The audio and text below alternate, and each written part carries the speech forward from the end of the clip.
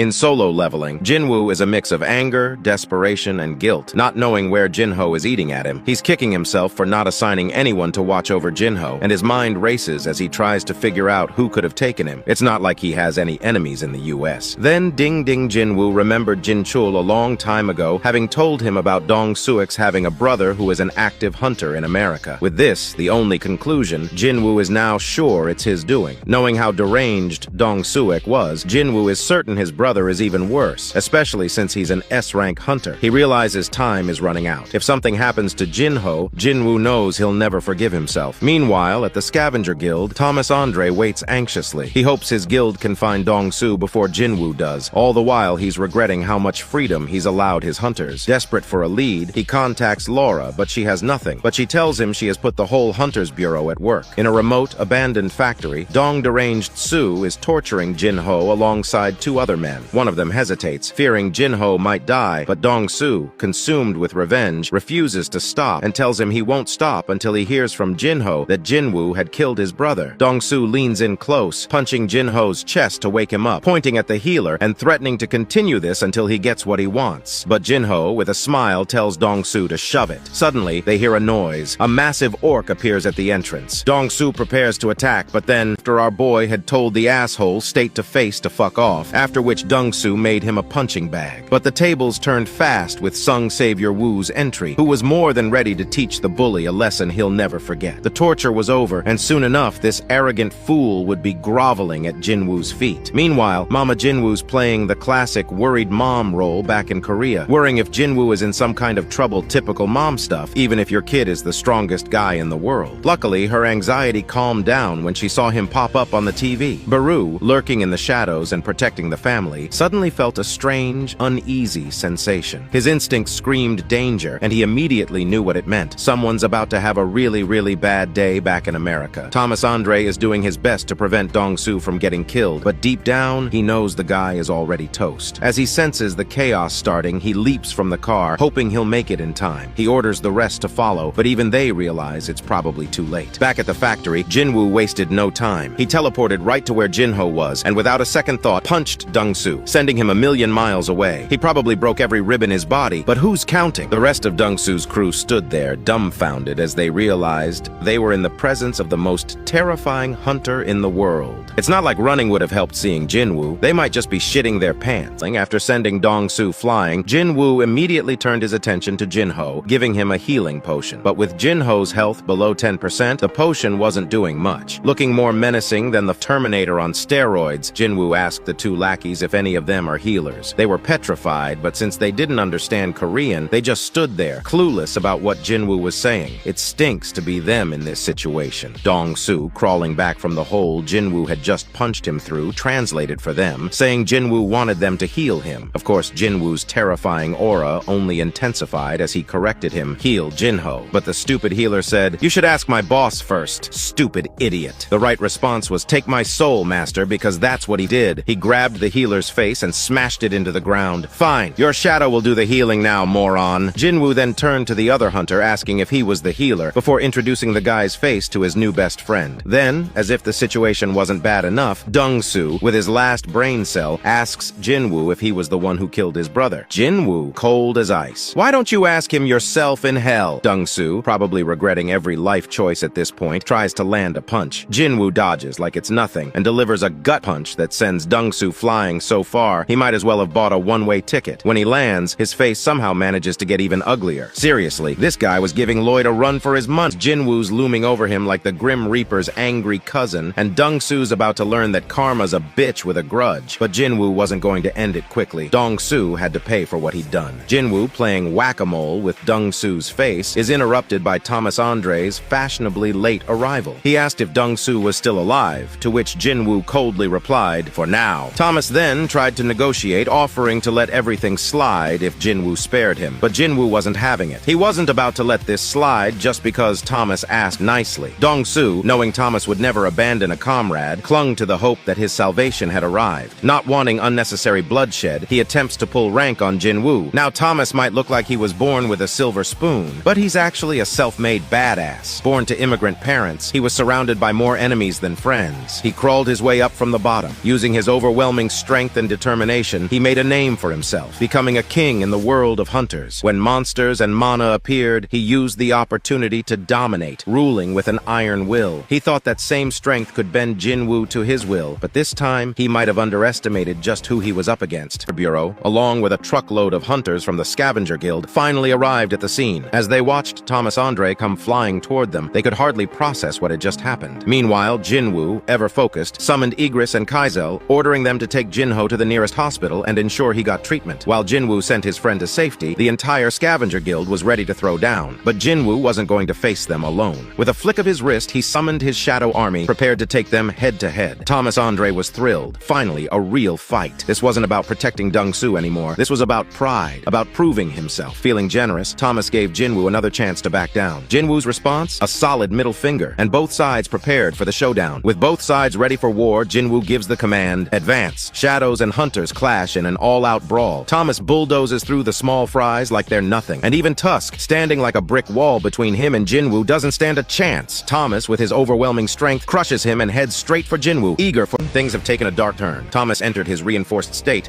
with an aura more menacing than that of 10,000 demon kings. He walks up to Jinwoo, ready to end this shit once and for all. Funny enough, Jinwoo too had the same thought in mind as he leapt forward, determined to end it with just one blow. But before he could get close, Thomas slammed his fist into the ground with enough force to shatter the earth. The shockwave was like a cannon blast, and Jinwoo barely dodged, leaping into the air as debris flew everywhere. Thomas then pulled out his trump card as he used his capture ability. This shit was like a black hole on steroids, sucking in everything. It had already turned Jinwoo's solidars to dust. Even Jinwoo had to admit this was some next-level insanity. Jinwoo realized in that instant that this wasn't like fighting monsters or demon lords. Thomas was something else, a beast entirely his own. And to prove it, Thomas launched himself forward again, roaring like a man possessed, fists ready to obliterate anything in his path. Jinwoo dodged at the last second, but even then, the impact of Thomas's strike was like a meteor, carving a massive crater into the earth and leaving him in the center of it. Jinwoo stares down from above, looking like he'll kill Thomas. The fight showed no signs of ending as these two badass stared each other down, ready to go another round. Thomas, looking like a pissed-off bull, leapt from the crater he just made towards Jinwoo, who was standing on an iron pillar looking cool as hell. As Thomas jumped, Jinwoo pulled a hold my beer moment and used the guy as a human springboard, launching himself even higher. Thomas, thinking he was clever, tried to use his capture ability to yank Jinwoo towards him, but our boy Jinwoo had the same idea, only his ruler's authority was like bringing a nuke to a knife fight. Thomas, realizing he was in for a world of hurt, reinforced himself for a head-on clash. Both of them threw punches as their fists met. Jinwoo shattered Thomas's armor and probably broke his hand too. Afterwards, he made airplane out of him as he sent him flying. This royal ass-kicking only pissed Thomas off more. Thomas crawled out of the rubble and threw a right jab that could topple skyscrapers, but Jinwoo slid under it. Then Jinwoo jumped and introduced his knee to Thomas's face, turning that fancy armor into modern art. Meanwhile, the agents from the Hunters Bureau were watching this shit show with their jaws on the floor. Something zooms past them. Thomas Andre getting wrecked by an absolutely enraged Jinwoo. One of the agents asked Adam what they should do. Adam, in his infinite wisdom, replied, "We have to stop them." "Yeah, no shit, Sherlock. What's the plan, genius?" "Ask them nicely to stop turning the city into a giant game of whack-a-mole." The agents on site couldn't believe what they had just witnessed. The world's strongest hunter,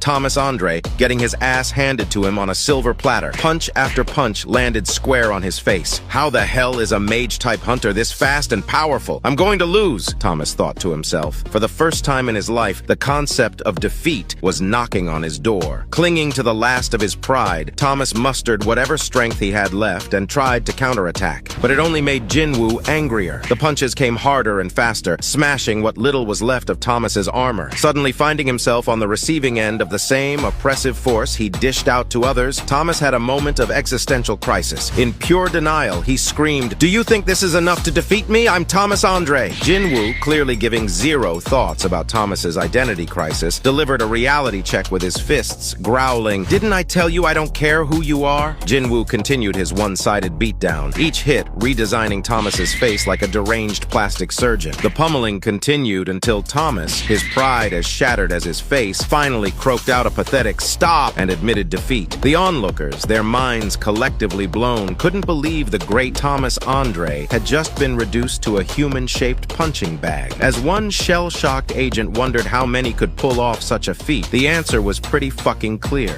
Just one.